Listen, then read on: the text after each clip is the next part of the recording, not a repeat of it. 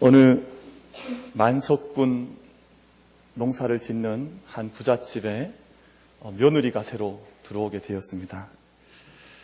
며느리가 시집을 와서 가만히 봤더니 시어머니가 광문을 열고 아무에게나 막 양식을 퍼주는 것 같은 그런 느낌을 이 며느리가 받았습니다.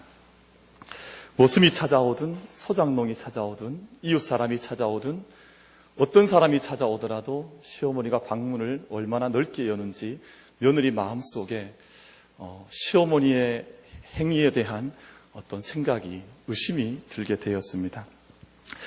그래서 이 신신 며느리가 마음에 생각하기를 우리 어머님은 규모 있는 살림을 잘 살지를 못하시는구나. 만약에 내 시대가 되면 나는 저런 식으로 낭비하지는 말아야지 하는 그런 빠른 마음을 이 며느리가 마음속에 생각을 하게 되었습니다.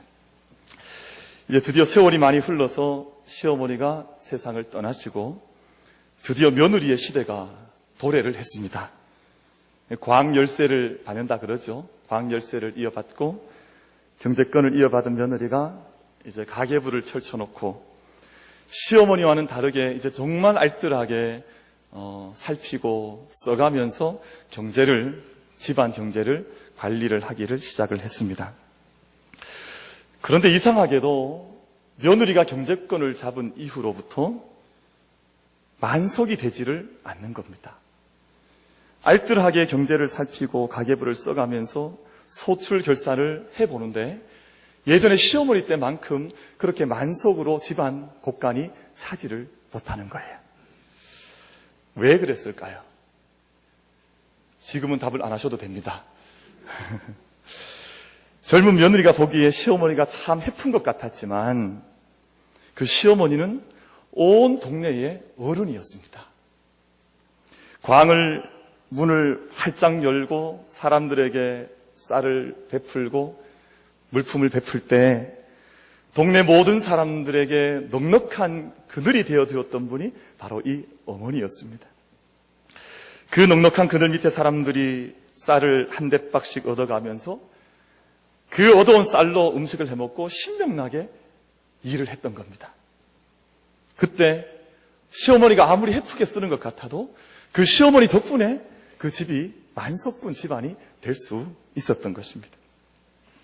젊은 며느리가 신식 여인답게 철저하게 관리하는 것 같았지만 이 젊은 여인의 이 마음과 그 중심이, 그 깊이가 이 모든 동네 사람들에게 그늘이 될 만큼 큰 그늘을 들이우지를 못했던 것입니다.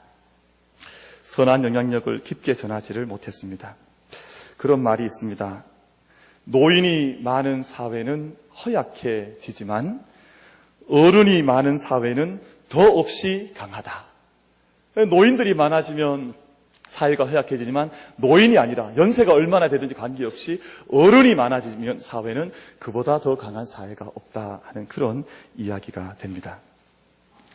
믿음과 경륜에서 나온 선한 영향력이야말로 사회와 국가와 또는 교회 공동체를 건강하게 하고 바르게 세워나가는 힘이 될 수 있는 것입니다.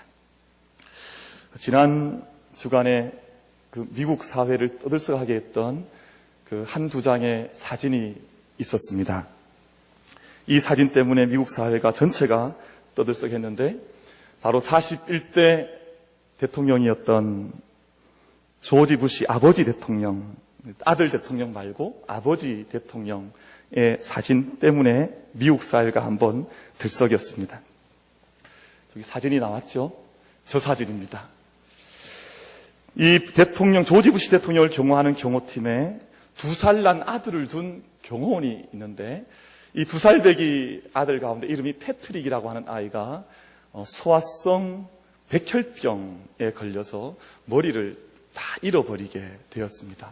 그리고 이 아버지가 아들을 치료하기 위해서 운동을 벌인다는 소식을 조지 부시 아버지 대통령이 듣고 자신의 머리를 밀었습니다. 자신의 머리를 밀고 그 아이를 위해서 함께 백혈병 치료 운동에, 모금 운동에 전 대통령이 함께 뛰어들게 되었습니다. 근데 재미있는 것은 이 이야기가 세상에 알려진 것은 부시 대통령 스스로가 그렇게 한 것이 아니라 어쩌면 정적이라고 할 수 있는 빌 클린턴 대통령이 이 사실을 세상에 알려주었습니다. 지금 저 사진에 보면 모든 경호원들이 다 함께 머리를 같이 밀어버렸어요. 스님들이 아닙니다. 머리를 다 함께 밀고 아이를 가슴에 안고 사진을 함께 찍은 모습입니다. 잘 알고 계시듯이 클린턴은 민주당 대통령입니다. 그리고 부시는 공화당 대통령입니다. 어찌 보면 큰 정적들이요, 정치의 이념을 달리하는 다른 당에서 배출한 대통령들이기 때문에 늘 갈등하고 싸울 수 있음에도 불구하고 이 전직 대통령들이 서로를 인정해주고 높여주는 모습을 보면서 미국 국민들 마음속에 힐링이 일어난 거예요. 야, 우리의 대통령은 이런 대통령이, 이런 전직 대통령들이 우리나라에 있다고 하는 자부심을 느끼게 되었던 것입니다. 그래서 미국에 있는 모든 신문들이 첫 기사를 이 사진을 내어보내면서 한 주간이 아주 떠들썩했던 그런 한 주간을 보냈습니다. 오늘 본문 말씀은 다윗이 사울을 피하기 위해서 적국이었던 블레셋의 아기스 왕을 찾아가면서 아기스의 부하가 되었던 그 시대를 배경으로 하고 있습니다. 아기스에게 안겼던 다윗이 시글락이라고 하는 마을에서 거처를 삼고 망명자 생활을 하게 되었습니다. 오랜 광야 생활을 10여 년 가까이 했기 때문에 이때쯤 되어서는 다윗에게 있었던 영적인 에너지가 많이 고갈되어져 있어서 그의 마음속에 정말 이런 도망자 생활이 얼마나 더 오래 지속될 것인가에 대한 어려운 마음들이 다윗 안에서 일어나던 그런 때였습니다. 여러분, 도망자 생활 10년 하면 얼마나 많이 지치고 힘이 들지 않겠습니까? 처음에는 선한 영향력을 많이 끼치면서 아주 어린 나이에도 그 영향력을 끼쳤던 다윗으로 출발을 했는데 10년 생활하는 동안 그 영향력은 점점점 줄어가기 시작했고 이제는 적국이었던 왕에게 안겨서 그 거처에 살면서 어떤 영향력도 없이 살아가던 그런 다윗의 모습이 오늘 본문의 배경이 되고 있는 말씀입니다. 어느 날 블레셋의 아기스를 돕기 위해서 전쟁에 나갔다가 블레셋 방백들도 다윗을 믿지를 못해서 그 전쟁터에서 쫓겨 돌아오게 되었습니다. 일반적으로 용병이라고 하면 전쟁을 통해서 자기의 입지를 세워나가는 존재인데 전쟁터에 나갔다가 전쟁터에서 쫓겨난 용병들은 얼마나 자존심이 상하겠습니까? 다윗과 그의 부하들이 그런 위치에 서게 되었습니다.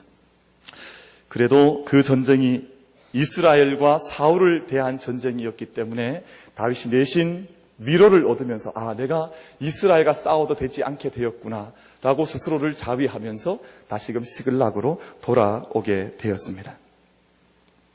그런데 시글락에 도착한 다윗 일행이 자신의 거처였던 시글락에 돌아오게 되었을 때 아주 처참한 광경과 마주하게 되었습니다.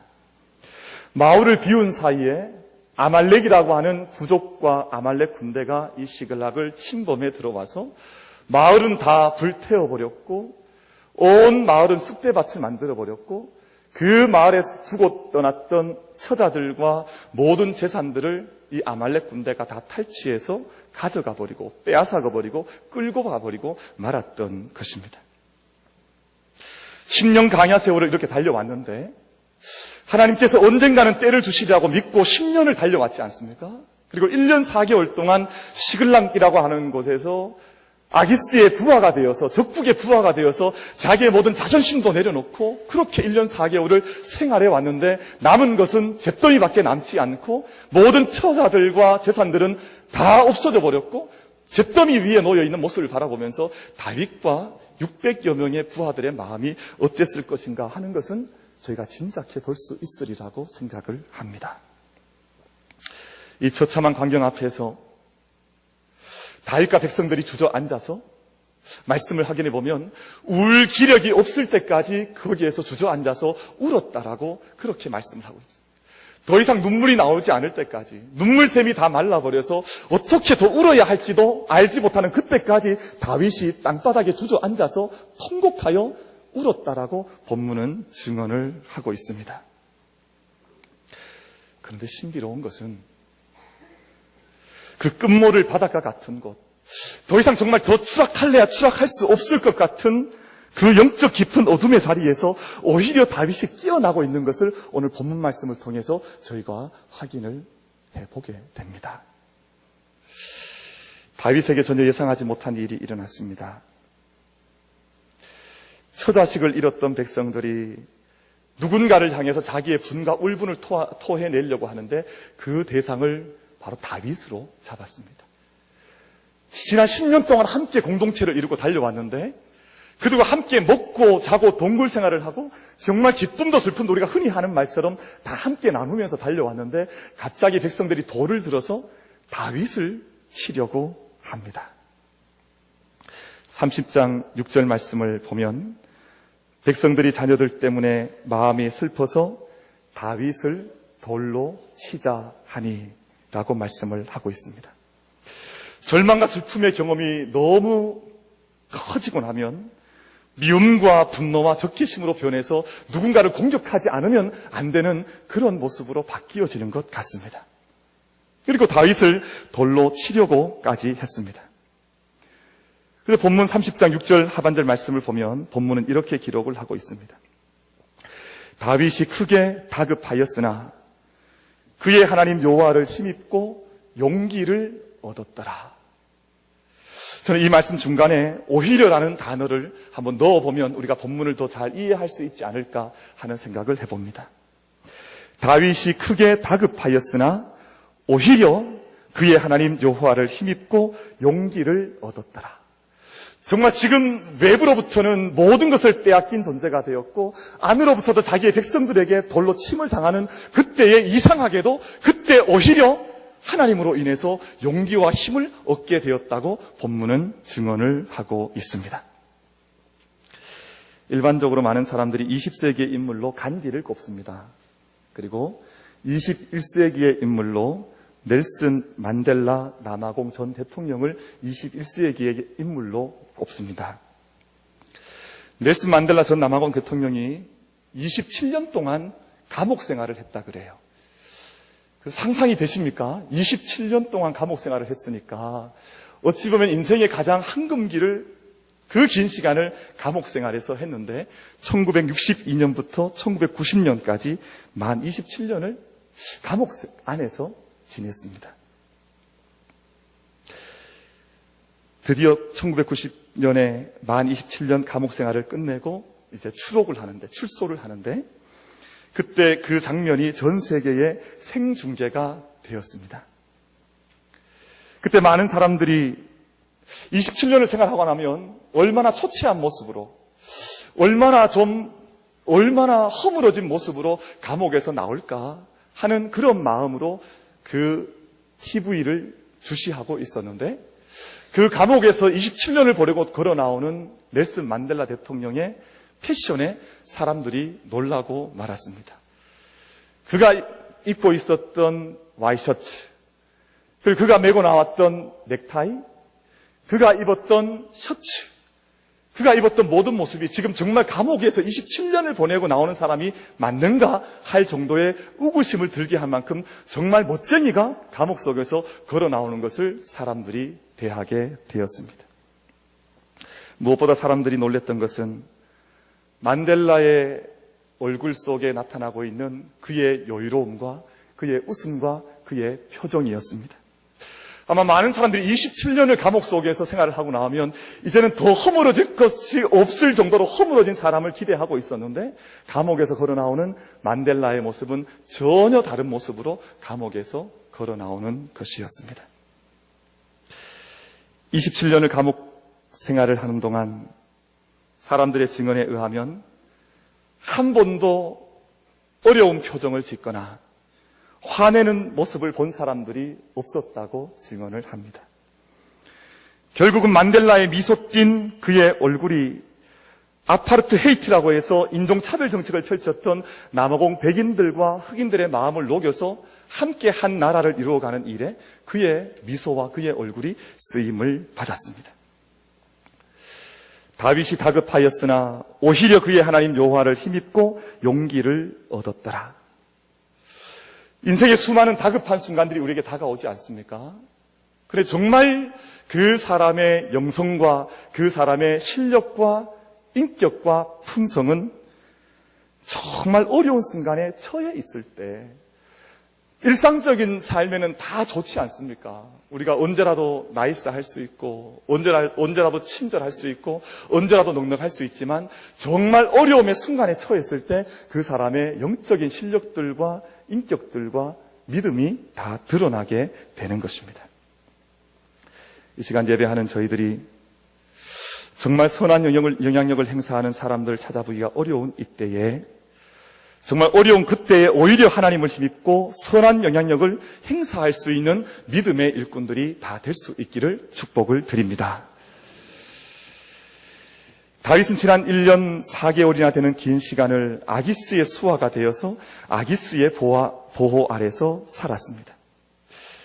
지난 시간까지는 동굴 속에서 살고 광야를 헤매 다닐 때에는 다윗은 그때는 아기스를 의지하지는 않았었습니다. 하나님을 의지했고 하나님께 엎드렸고 하나님의 음성을 듣고자 했습니다.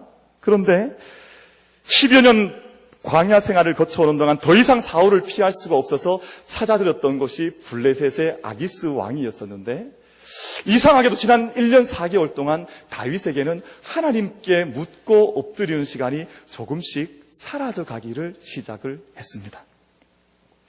아기스에게서 안위를 보장을 받았습니다. 그럭저럭 아기스의 품에 안겨서 생활하다 보니까 그렇게 큰 어려움을 들이지 않아도 아기스의 보호 아래에서 어느 정도 먹고 살 만큼 했고 어느 정도 보장받은 삶을 살아갈 수가 있었습니다. 그러다가 때때로 공공해지면 600명 자기 수하들을 데리고 나아가서 인근에 있던 이방 민족들을 수탈하기도 하고 침탈해서 도적질을 하면서 그렇게 다윗이 살아갔습니다. 아기스를 속이는 마음을 가지고 있으면서도 가면을 쓰고 내가 당신의 부하라고 하는 그 말을 던지면서 정말 아기스의 부하인 것처럼 그렇게 다윗이 살아가고 있었습니다. 지난 10년 동안 초기에는 어린 다윗으로 출발했을 때는 광야에 들어왔을 때 수많은 시편도 짓고 수많은 영향력을 행사하면서 살았는데, 이제는 제법 먹고 살만하고 아기스의 돌봄 안에서 자기의 인생이 어느 정도 탄탄해졌다고 생각했을 때 다윗의 영적인 영향력은 급속도로 쇠퇴해져 가기를 시작했습니다. 그런 지도자의 삶으로는 아무런 신앙적 영향력이 그의 백성들에게 전해지지 않는다는 것을 다윗이 오늘 본문 이 아말렉 사건을 통해서 뼈저리게 깨닫게 되었습니다. 아말렉의 단 한 번 공격에 안락한 생활 기반이 잿더미로 변하고 말았지 않습니까? 자신이 그렇게 의지했던 아기스 왕도 아말렉이 공격할 때 아무런 도움을 다윗에게 주지를 못했습니다. 무엇보다도 그렇게 이제는 10년을 함께 동고동락하면서 이제는 내 마음을 내어줄만 하가도 생각했던 600명의 자기를 따랐던 부하들이 어느 한순간 돌을 들어서 자기를 향해서 돌을 던지는 그런 사람들로 변하고 만 것을 다윗이 대면하게 되었습니다. 그때서야 1년 4개월에 아기스의 품에 안겼던 생활을 청산하고 1년 4개월 만에 다윗이 하나님께 엎드려서 하나님께 무릎을 꿇게 되었습니다. 자기가 안고 있었던 모든 문제를 그때서야 하나님께 내어놓고 하나님 앞에 엎드려서 눈물로 자기의 온 힘을 다 바쳐서 하나님께 엎드려 기도하는 생활을 그때서야 새롭게 시작을 하게 되었다는 말입니다. 사랑하는 성도 여러분, 어떤 순간에도 하나님께서는 우리가 안고 있는 문제보다 더 작은 하나님이 아니라 더 크신 하나님이라고 하는 사실을 기억할 수 있기를 바랍니다. 모든 세상의 문제보다 더 크신 하나님, 어떤 문제가 우리 인생 앞에 다가온다 할지라도 그 인생의 문제를 붙들고 하나님 앞에 나아가기만 하면 그 문제를 사유해 주신 하나님, 해결하시는 하나님이심을 믿고 하나님께 나아갈 수 있는, 기도의 무릎을 하나님께 꿇을 수 있는 우리들이 될 수 있기를 간절히 바랍니다. 8절 말씀을 보면 다윗이 하나님께 묻기를 시작합니다. 다윗의 이 질문은 다윗이 무디어졌던 신앙이 회복되어 가고 있다고 하는 증거였습니다. 신앙의 무디어짐과 신앙의 명민함의 차이는 어디에 있느냐? 하나님께 내가 묻는 생활을 끊임없이 하고 있느냐? 내가 하나님께 내 삶을 살아가면서도 묻지 않는 삶을 살고 있느냐 하는 것에서 그 무디어짐과 날카로움은 판별되고 마는 것입니다. 여러분, 병사들이 정말 이 군기가 잘 들어있느냐, 군기가 이렇게 바짝 들어있느냐 하는 판가름은 자기 상사에게 작은 일이든 큰 일이든 묻고 있느냐, 자기 자의대로 하느냐, 거기에 달려 있습니다. 아무리 지금 저 북한에서 비행기가 날라오고 총알이 날라와도 정말 군기가 들어있는, 정말 군인은 자기의 상사에게 이 싸움 앞에 어떻게 대응해야 할지, 내가 발포해야 할지 말아야 할지를 묻고 전쟁을 수행하는 것이지, 아무리 급하고 궁급한 일이 있다 할지라도 자기 마음대로 전쟁을 수행하는 병사는 쓸모없는 병사에 불과한 것입니다. 사울과 다윗의 차이가 여기에 있었습니다. 사울은 급한 일이 있을 때는 하나님께 묻지를 않았습니다. 정말 급한 일이 있을 때는 자기 마음대로 일을 처리하고, 자기 마음대로 제사를 드리고, 자기 마음대로 신접한 여인을 찾아가서 물었던 이가 사울이었습니다. 다윗은 하나님께 크고 작은 일이든 묻고 하나님께 구하는 삶을 살았던 사람이었습니다. 하나님은 결국 사울의 급한 부름 앞에 대답하지 않으신 적이 있습니다. 사무엘상 28장 6절 말씀을 보면, 사울이 여호와께 묻자오되 여호와께서 꿈으로도 우림으로도 선지자로도 그에게 대답하지 아니하심으로 라고 말씀을 했습니다. 늘 자기 자의대로 살아가던 사람이, 늘 자기의 욕망을 쫓아가던 사람이, 늘 자기의 급한 대로 살아가던 사람이 어느 날 갑자기 하나님께 외친다고 해서 하나님께서 그에게 응답하실 수 없다고 하는 것을 가르쳐주는 말씀입니다. 우리 만민교회가, 그리고 우리 성도들께서 정말 주님 앞에서 어떤 모습으로 살아가고 있는가, 우리가 정말 영적 영향력을 가지고 있는가 하는 것은 다른 것에서 결판 나는 것이 아니라, 판가름 나는 것이 아니라, 하나님께 정말 묻고 있는 삶을 살고 있느냐, 모든 일을 나의 자의대로 하고 있는 삶을 살고 있는, 이 시간 예배하는 저희들이 영적 영향력을 회복하고 그 영적 영향력을 끼치는 사람이 되기 위해서는 하나님께 먼저 엎드려야 할 줄로 믿습니다. 우리가 교회도 하나님 앞에 엎드려야 하고, 목회자도 하나님 앞에 엎드려야 하고, 성도도 하나님께 엎드릴 수 있어야 합니다. 한 가정의 부모님들도, 어머니와 아버지들도 아버지 하나님 앞에 엎드릴 수 있어야 그들의 영향력이 자녀들에게 흘러갈 수가 있고, 한 교회의 목회자도 하나님 앞에 엎드리는 시간이 많아야 그의 영향력이 성도들 향해서 흘러갈 수 있지 않겠습니까? 우리가 정말 하나님 앞에 많이 엎드려서 하나님 앞에 묻는 시간을 더 늘려갈 수 있는 저희들이 될 수 있기를 바랍니다. 우리의 자의가 아니라 하나님의 뜻을 물을 때 참된 영적 영향력이 그곳에서 나오게 될 줄로 믿습니다. 마지막으로 다윗의 행했던 선한 영향력은 이 한 공동체의 기준이 되었습니다. 다윗은 600용사와 함께 자기의 처자와 모든 물질을 뺏어나갔던 아말렉을 추격하기를 시작을 했습니다. 그런데 얼마나 힘에 겨웠던지 조금 전까지 전쟁에 참여했던, 블레셋과의 전쟁에 참여했다가 6일 동안 걸어왔던 백성들이었기 때문에, 군인들이었기 때문에 많이 힘들었던 것 같아요. 그래서 600명이 함께 출정을 했다가 200명은 부솔 시내가라고 하는 곳에서 남겨두고 400명만 아말렉을 계속해서 쫓아가게 되었습니다. 아말렉을 급기야는 따라잡고 새벽녘까지 기다렸다가 기습작전을 펼쳐서 아내와 자녀들을 다 되찾게 되었습니다. 잃었던 것들을 되찾았을 뿐만 아니라 아말렉이 탈취하였던, 인근 나라들을 돌아다니면서 탈취하였던 모든 재산들까지 다 가져왔기 때문에 다윗 일행이 갑자기 큰 부자가 되고 말았습니다. 다시 처자들과 소와 양들을 이끌고 시글락으로 돌아오는 길에 부솔 시내가라고 하는 곳에서 남겨두었던 200명의 용사들과 400명의 용사들이 다시 만나게 되었습니다.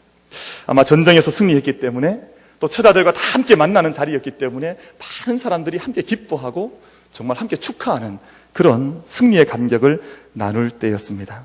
근데 그때 의외의 일이 일어나게 되었습니다. 우리 22절 말씀 한번 같이 읽어보겠습니다. 본문 22절 말씀 같이 읽어보겠습니다. 시작. 다윗과 함께 갔던 자들 가운데 악한 자와 불량배들이 다 이르되 그들이 우리와 함께 가지 아니하였은즉 우리가 도로 찾은 물건은 무엇이든지 그들에게 주지 말고 각자의 처자만 데리고 떠나가게 하라 하는지라. 다윗을 따르던 600명 가운데 정말 늘 인격이 훌륭하고 성품이 아주 뛰어난 사람들만 있었던 것이 아니라 본문 말씀 봤더니 악한 자, 불량배들이 그 무리 속에 있었던 것 같아요. 그들과 함께 10년 광야 생활을 다윗이 한 겁니다. 전쟁에서 승리했더니 농공 행상을 이들이 따졌습니다. 우리 400명은 그곳에 가서 땀 흘리지 않았느냐? 우리가 더 많이 고생했고 우리는 전쟁의 위기를 다 지내오지 않았느냐 하는 그런 농공 행상을 펼치게 되었습니다. 그래서 이 부솔 시냇가에서 편안하게 쉬었던 200명 사람들에게는 우리가 뺏어온 것 아무것도 나눠주지 말고 처자들만 줘서 돌아가게 하자. 이것이 400명의 사람들의 생각이었습니다. 이런 문제는 교회 공동체가 존재하면 늘 따라오는 문제입니다. 누가 더 잘했고 누가 더 못했고 누가 공을 많이 세웠고 누가 더 많이 실수를 했다 하는 것을 늘 이야기를 합니다. 사도행전에 나오는 초대교회 때도 물질 분배의 문제가 등장을 해서 헬라파 유대인들과 히브리파 유대인들 사이에 어려움이 있었습니다. 그때 사도들은 7집사를 뽑아서 그 일을 전담하게 했고 자신들은 기도와 말씀에 전념함으로 영적 방향을, 영적 탈출구를 잘 열어가는 그런 기사가 사도행전 속에 기록이 되어 있습니다. 이런 어려운 문제 앞에서 보여주는 지도자의 모습과 태도가 선한 영향력이 될 수가 있습니다. 이때 지도자가 어떤 모습과 어떤 태도와 어떤 중심과 영성을 가지고 이 어려움을 헤쳐나가느냐에 따라서 가정도 교회도 나라와 민족도 그 모습이 바뀌어져 가게 됩니다. 우리 23절과 24절 말씀을 우리 한번 같이 읽어서 확인해 보도록 하겠습니다. 23절과 24절 말씀 우리 한번 두 절 말씀 같이 읽도록 하겠습니다. 시작. 다윗이 이르되 나의 형제들아 여호와께서 우리를 보호하시고 우리를 치러 온 그 군대를 우리 손에 넘기셨은즉 그가 우리에게 주신 것을 너희가 이같이 못하리라. 이 일에 누가 너희에게 듣겠느냐? 전장에 내려갔던 자의 분깃이나 소유물 곁에 머물렀던 자의 분깃이 동일할지니 같이 분배할 것이니라 하고. 아멘. 이 전쟁을 이기게 하신 분은 하나님이시기 때문에, 우리 400명의 공이 아니기 때문에 이 전가물들은, 이 노획물들은 함께 다 같이 나누어야 할 것이지 너희들만, 우리만 나눌 것이 아니라고 다윗이 그들에게 말을 했습니다. 근데 다윗의 이 말이 얼마나 강력한 말이 되었던지, 다윗이 짧게 말했던 이 단 2절의 말씀이 오늘 본문 말씀을 보면 이 말씀이 이스라엘의 율례와 규례가 되어서 이스라엘의 전통이 되었다, 그렇게 말씀을 하고 있습니다. 하나님께서 다윗의 이 말을 기뻐하셨다는 그런 뜻인 것 같아요. 다윗의 광야 공동체는 다윗의 선한 영향력을 통해서 지금까지는 불량자였었고 지금까지는 악한 자들이었지만 한몸 의식을 가진 용사 공동체로, 새롭게 거듭난 공동체로, 어떤 물질이라도 함께 온 백성들이 나누어야 한다고 하는 영적 공동체로 거듭나 가기를 시작했다는 말입니다. 여러분, 한 사람의 깨달은 자의 말이 1만 마디 방언보다 귀하다 하는 그런 말씀이 있지요.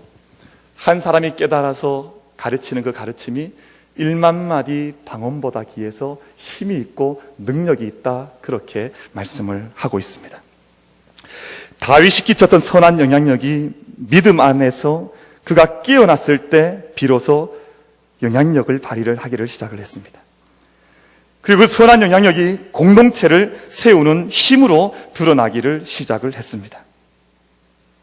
오늘 저희 시대는, 또한 저희 교회는, 모든 가정에는 노인이 아니라 어른이 필요한 시대입니다. 기준이 되는 영적 어르신들, 믿음의 어른들을 모두가 만나고 싶어하는 그런 때를 저희가 함께 살아가고 있습니다. 다급할 때 오히려 여호와의 힘을 힘있는 사람들, 하나님 앞에 엎드림으로 영적 영향력을 드러내고 행사할 수 있는 사람들, 선한 영향력을 통해서 공동체의 방향을 제시할 수 있는 그런 사람들.